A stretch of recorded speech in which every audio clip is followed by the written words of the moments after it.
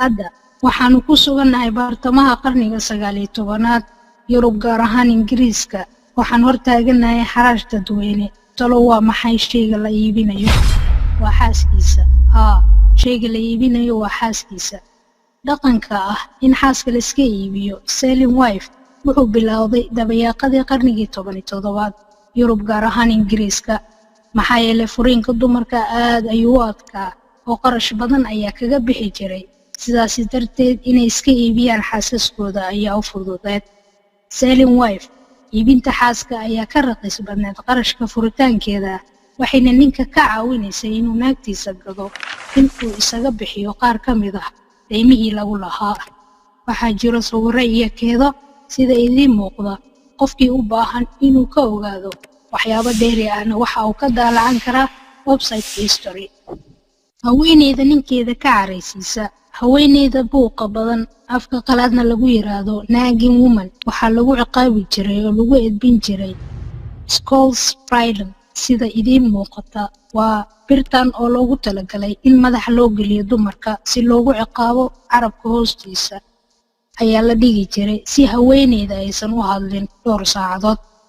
waxaa kale oo jira noocyo kala duwan oo cadaalad darro ay ku dhacay dumarka dabaqadaha hoose iyo in badan oo ka mid ah haweenka marka dumarkaasi dulman iyo magangelyo weydiisanayaan waxay ahayd inay raadsadaan cadaalad u dhaxaysa iyaga iyo ragga si xaq ay u helaan haddaba si xaq loo dhabeeyo baadilkana loo burburiyo hase ahaatee macaanida ah xaqa iyo cadaaladda waxay u baahan yihiin waxyi rabbaani ah iyo marjac meel asal u ah ay wada heshiiyaan ragga iyo dumarka haweeneyda reer galbeedka ah waxay aragtay qoraallo diimeed ku saabsan diinteeda waxay ogaatay in dumarka ay wax ku bartaan aamusnaan iyo isdhiibid oo dhan isla markaana aan loo ogolayn inay wax barato ama inay ninka u taliso maxaa yeelay dumarka oo dhani waa xaawo iyada ayuu shaydaan sasabay oo xadgudubtay iyana aadam ayay sasabtay sidaas ayayna ku noqotay asalka dembiga iyo dhibaatada haysata bini'aadamka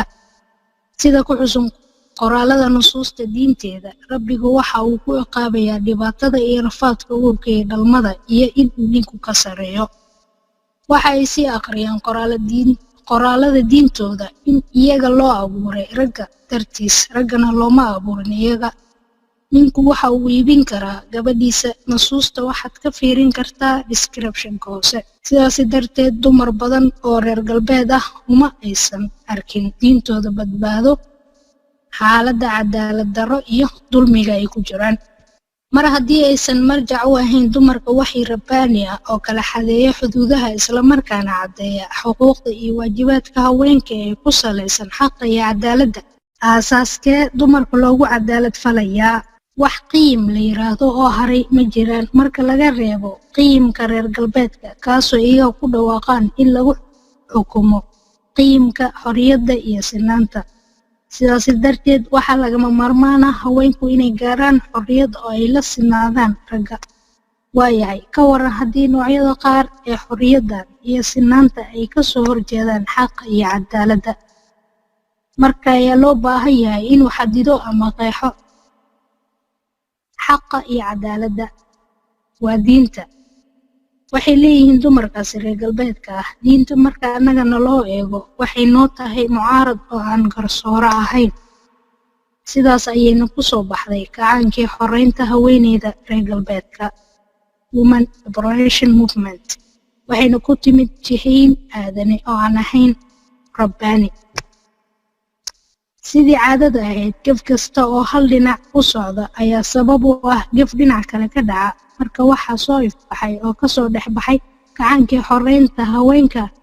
u janjeeray dumar feminism amaba dumarnimo taasoo u gudubtay marxaladii taxaddiga ragga oo ah in ragga loolan lala galo oo lala sinaado iyo in cadaawad loo qaado sidii in ay tahay aargudasho dulmiga taariikhiga ahaa waxaa soo baxay astaamooyinkii dumarnimada feminism taasoo lagu soo koobay in ragga waxba lagu aamini karin gebi ahaanba haweeneyda waa inay u dhigantaa ninka oo ay wax walba kula tartanto 2 in haweeneydu aysan u huraynin qofna dartiis ma jiro qof mudan inaan u hurto oo aan ka ahayn naftaada iyo gabdhaha jinsigaaga ah mooyaane. 3 qofna inuusan awood kuu yeelan adiga oo aadan cid u baahan. Marka uma baahnid nin ama walaal ama caruur. Awooddaada aad ku bixi karto naftaada ayaa ah isha ixtiraamkaaga. 4 haddii aad u ogolaato qof inuu ku biilo, waxaad dhumisay sharaftaada oo waxaad noqotay addoon. Marka waa inaad u madax bannaanaata xagga dhaqaalaha. Marka halkan waxaa ka soo muuqday codad caqligal ah oo ku baaqaya in haddii qiimaha haweeneyda lagu qiyaaso wax soo saarkeeda, yaa daryeeli doona carruurta. Haddii dadka isqaba xiriirkooda ay noqoto mid isku mid ah, yaa hogaaminaya reerka. Haddiise xiriirka ragga lala simo, yaa hogaaminaya reerka. Yaa fulin doona ra'yigiisa. Ugu dambeyn, qodobadaasi oo dhani sooma muujinayaan burburinta qoyska. Feminism waxa ay ku jawaabeen caruur qoys ayaga ayay u taallaa. Waxaad rabtaan inaad mar kale dumarka ku adoonsataan idinkoo ugu soo gambanaya magacyadan quruxda badan. Waxaan idiin sheegnay in qofna uusan u qalmin nafteeda marka laga reebo aniga iyo hamigayga iyo xoreynta gabdhaha jinsigayga ah. Uma ogolaan doono wax inay hor istaagaan waddada dalabkayga cadaaladda ku salaysan. Ani waan dulmanahay, dulmi intaas ayaa igu filan. Sidaasi darteed waxaa loo aqoonsaday inay tahay fikrad qaldan codadka ku baaqaya in la ilaaliyo qoyska iyo bulshada. Maxaa yeelay waa kuwa la dagaalamaya xorriyadda haweenka oo ay u doonayaan inay dib ugu celiyaan addoonsiga iyo mugdiga. Haweeney ka mid ah hogaamiyaasha feminismka ee dalka Mareykanka ee la yiraahdo Ellen Solanger waxay dhahday, raggu waxay nagu dhiirigeliyeen fikirka guurka. Hadda waxaanu ognahay in aasaaska guurku uu yahay mid ina fashiliyey, waana inaan ka shaqeyno burburintiisa. Baabi'inta hay'adaha guurka waa shardi asaas u ah xoreynta haweenka. Sidaas darteed waa inaan ku dhiirigelinaa haweenka inay ka tagaan nimankooda oo aysan la noolaan. Taariikhda waa in dib loo qoraa iyadoo loo tixraacayo cadaalad darrada lagu sameeyay haweeneyda. Waxaa jira hadallo badan oo ay jeediyeen hogaamiyaasha u dooda dumarnimada. Dumarkani dulman ee gacanka wado ficiladooda dhammaantood ah kuwa xaqa ah waxay bililoqo u ahayd kuwa ka ganacsado qadiyadaha oo ay ka mid yihiin siyaasiyiinta, hantiwadayaasha waaweyn iyo u doodayaasha fowdada akhlaaqda, milkiilayaasha ajendayaasha gaarka loo leeyahay iyo caamadooda ragga ah. Sidaas darteed dadkan kor ku xusan ee dumarkaasi bililoqaystay waxay fuleen oo ay ka faa'iidaysteen mawjadda dumarnimo iyo xorriyadda haweenka,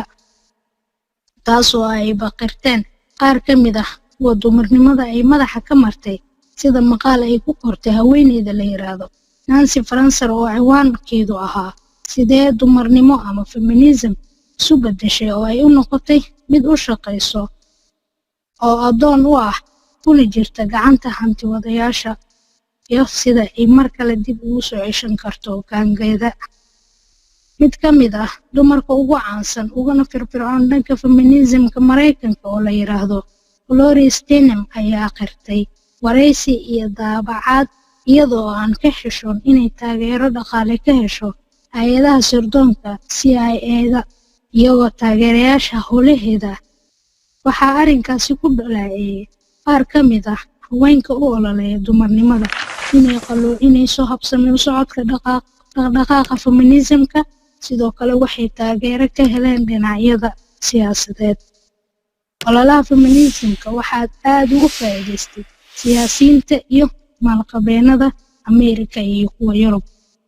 Dowladaha reer galbeedka, hay'adaha caalamiga iyo kuwa qaramada midoobay waxay u soo bandhigayaan gabdhaha muslimaadka ah adeegyadooda si ay u kaalmeeyaan iyagoo u maraya adeegyadaasi iyo kaalmooyinkaasi hababkooda gaarka u ah. Afkaarta kuwa aaminsan sinaanta ragga iyo wax walba oo nolosha ka mid ah feminism ayaa ku soo qulqulaya oo ku soo hoobanaya bulshooyinka muslimka ah. Sidaas darteed mawduucan aan ka hadlayna maanta ayaa ah soo bandhigista qiso nololeedka dumarka reer galbeedka si aan u ogaano waxa ay yihiin kuwa noo soo bandhigaya kaalmadooda. Horta dhibaatooyinkii dumarkooda haystay ma xaliyeen, ma gaarsiiyeen dumarkooda cadaalad, ma gaarsiiyeen dumarkooda xorriyada iyo sinaanta ay sheeganaan. dhab ahaantii ma la rabaan wanaag gabdhaha muslimaadka ah. waa maxay dhammaadka waddada ay rabaan inay cagta u saaraan gabdhaha muslimaadka ah iyo bulshooyinka muslimka ah. sida aan la wada soconno maahan kuwa xaliyey na gaarsiiyey dumarkooda cadaalad, maxaa yeelay dhammaan qodobadaasi ma aysan ahayn kuwo waxyi ku salaysan. يا أهل الكتاب قد جاءكم رسولنا يبين لكم كثيرا